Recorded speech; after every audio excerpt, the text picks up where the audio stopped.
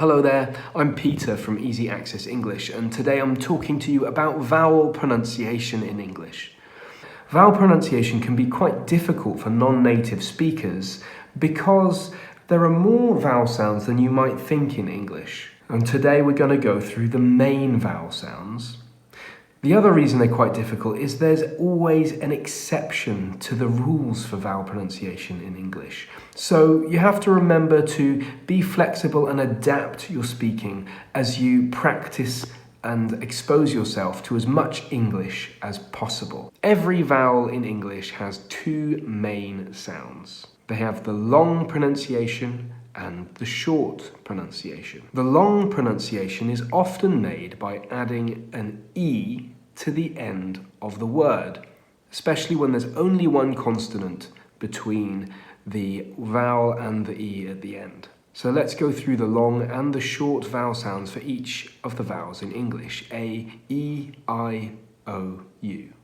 The short vowel sound for the letter A sounds like A, for example, in apple.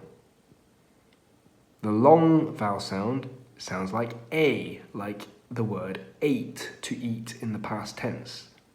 Apple, A. A, ate.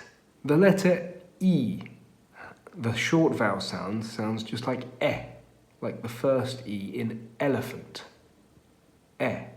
Elephant. The long vowel sound is a bit different. It's made by two E's being next to each other, or an E followed by an A, like in the word meet. Meet can mean two things. It can be when you arrange to see other people. I arranged to meet my friend at the coffee shop.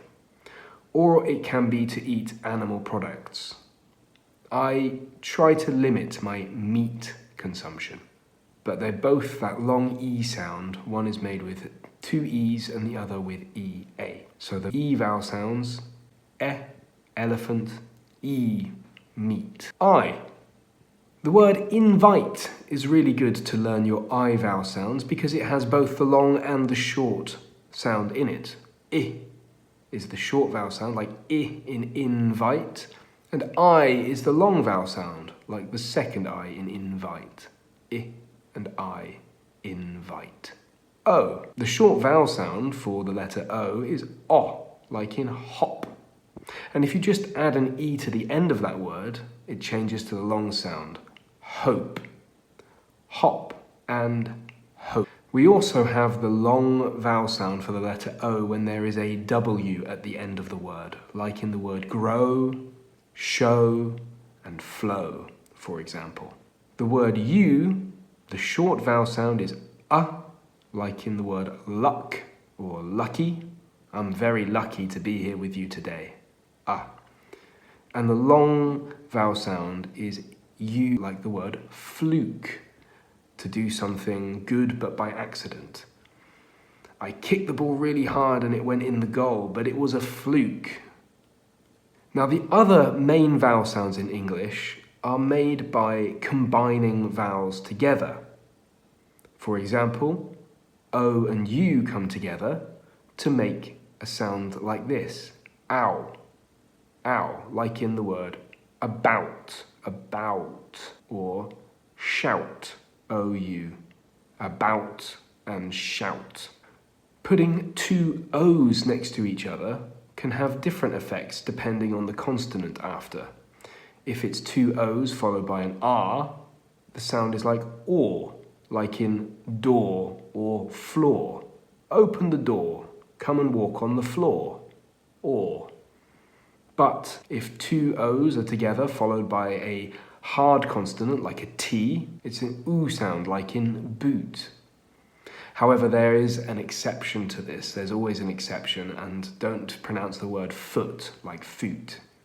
The final main vowel sound that we're looking at in this video is the schwa sound. The schwa sound is the name given to the unemphasized vowel sound in words of more than one syllable.